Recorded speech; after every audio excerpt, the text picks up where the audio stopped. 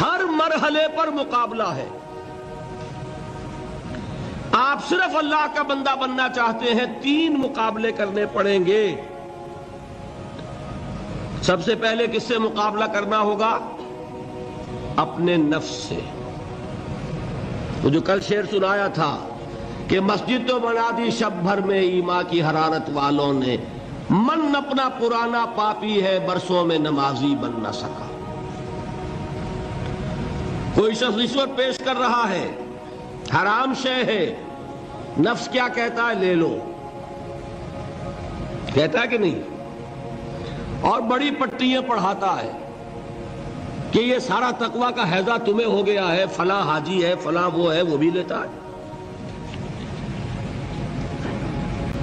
اور فلاں ضرورت رکی پڑی ہے، بچے کی فیس نہیں گئی ہے، بیوی کو اتنا عرصہ ہو گیا ساڑی کی فرمائش کرتے ہوئے ساڑی نہیں خریدی گئی ہے. یہ ساری پٹی پڑھائے گا نفس کے نہیں. اب اگر آپ مقابلہ کر سکتے ہیں نفس کا تو بچیں گے، مقابلہ نہیں کر سکتے مار کھا جائے. یہی ہوگا کہ نہیں؟ اذان کا وقت آ گیا، اذان سن لی آپ نے، لیکن پھر نفس نے کہا ابھی اور سو، آپ نے کروٹ لی، کپڑا خوب ٹھیک کیا اور غین ہو گئے. اگر آپ اس نفس کے تقاضے کو اس وقت رد کر سکتے، طاقت آپ میں اتنی ہوتی تو آپ کھڑے ہوتے، مسجد کی طرف جاتے. گویا کہ بندگی رب کے لیے سب سے پہلا جہاد کس سے کرنا ہوگا؟ نفس. اچھا، نفس اکیلا نہیں ہے، اس کے پیچھے ایک بہت بڑا بدماش ہے، وہ شیطان لعین.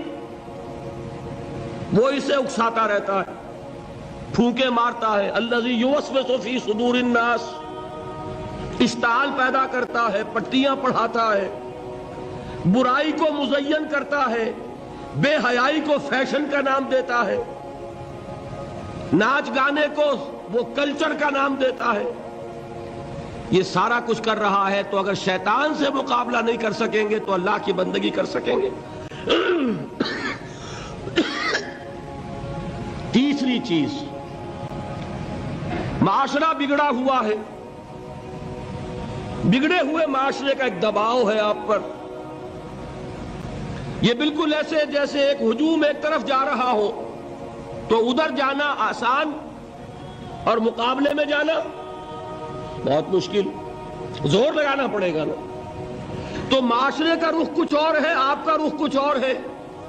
معاشرہ نہ خدا کو جانے نہ رسول کو جانے. آپ چاہتے ہیں اللہ اور اس کے رسول کے حکم پہ چلنا، کشمکش کرنی پڑے گی کہ نہیں؟ بہت پیارے ہیں وہ مصرے، زمانہ بات و نہ سازت تو با زمانہ ستیز.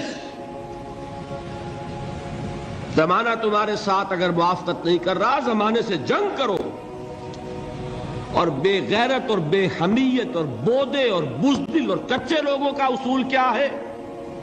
زمانہ بات و نہ سازت تو با زمانہ بساز. زمانہ تمہارے ساتھ موافقت نہیں کرتا، بھائی تم زمانے کے رنگ میں رنگے جاؤ. آسان راستہ کون سا ہے؟ زمانہ تمہارے رنگ میں نہیں آتا، تم اس کے مطابق ڈھل جاؤ، کوئی تکلیف ہوگی. اور زمانہ تمہارے ساتھ اگر موافقت نہیں کر رہا، تم زمانے سے لڑو، تکلیف آئے گی کہ نہیں؟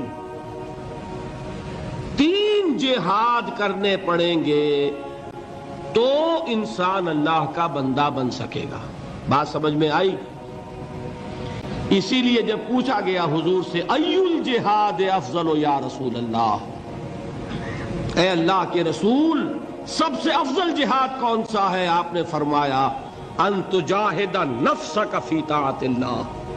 سب سے افضل جہاد یہ کہ اپنے نفس سے جہاد کرو، کشمکش کرو، مقابلہ کرو، تاکہ اسے اللہ کا مطیع بناؤ.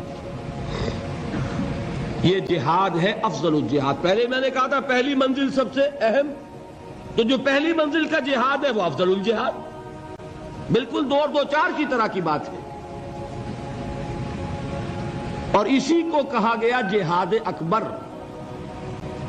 جب آپ غزوہ تبوک سے واپس آئے ہیں، آپ نے فرمایا مسلمانوں یہ نہ سمجھنا جہاد ختم ہو گیا. رجعنا من الجہاد الاصغر الى الجہاد الاکبر.